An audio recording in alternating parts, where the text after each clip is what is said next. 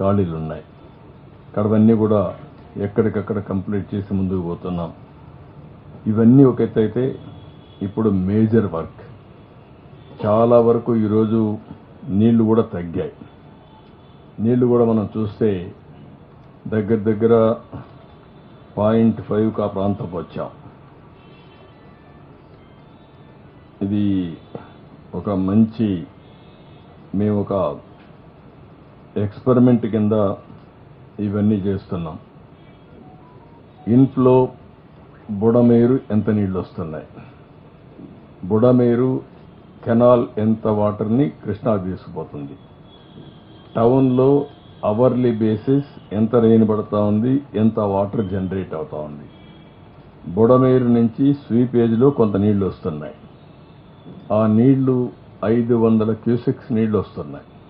ఆ నీళ్లు ఇక్కడ పడే వర్షం అదనంగా జనరేట్ అవుతా ఉంది. ఎన్ని గంటలు అవుతుంది ఇవన్నీ కూడా డిశ్చార్జ్ చేయడానికని ఒక క్యాలిక్యులేషన్స్ అంతా చేస్తున్నాం. ఈరోజు మనం చూసినప్పుడు ఇది మంచి ఫలితాలు ఇస్తూ ఉంది. మాకు ఈరోజంతా కూడా మీరు చూస్తే 8:30 గంటల నుంచి విజయవాడలో సాయంత్రం 4 గంటలకు ఇప్పుడు రెయిన్ఫాల్ టీఎంసీ 8:30కు లేటెస్ట్ తీసుకున్నాం.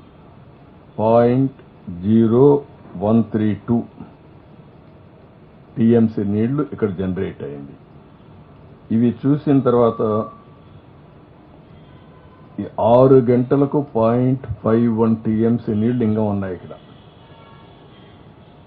అక్కడి నుంచి వచ్చిన నీళ్లు కావచ్చు, ఇక్కడ పడిన వర్షం కావచ్చు, ఇప్పటి వరకు పోయిన నీళ్లు కావచ్చు, అన్ని తీసేస్తే ఇంకా 0.51 ఇప్పుడు టీఎంసీ. ఇప్పుడు అందరూ కూడా ఏం చేస్తున్నామంటే ఇప్పటికి రఫ్గా 1/2 మీటర్ 1 మీటర్ ఇట్లా తగ్గింది. అక్కడ ఉండే పరిస్థితిని బట్టి స్లోప్ను బట్టి ఓవరాల్గా ఈరోజు ఇంకా 0.51 ఉంది. రాత్రికి రేపు వర్షం పడకపోతే రేపు సాయంత్రానికి చాలా వరకు నీళ్ళు వెళ్ళిపోతాయి.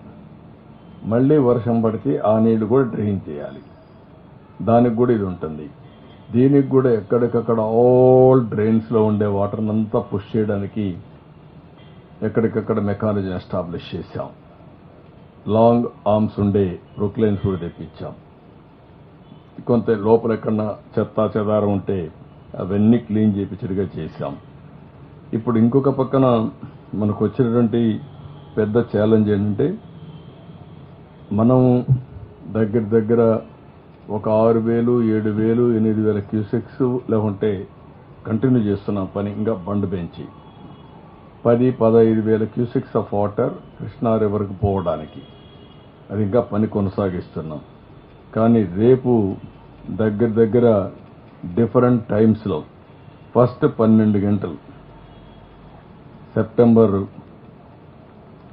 8వ తారీఖున ఈ రోజు నుంచి రేపు ఈవినింగ్ వరకు మనం చూస్తే ఫస్ట్ 12 గంటల్లో 0.68 టీఎంసీ వస్తుంది. సెకండ్ 12 గంటల్లో 0.46 వస్తుంది. నెక్స్ట్ 12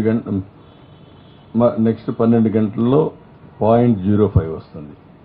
నెక్స్ట్ 12 గంటల్లో 0.021 వస్తుంది.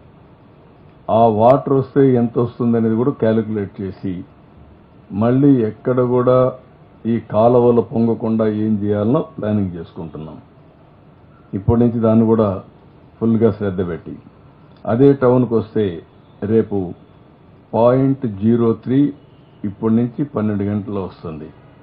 24 గంటల్లో 0.02 వస్తుంది.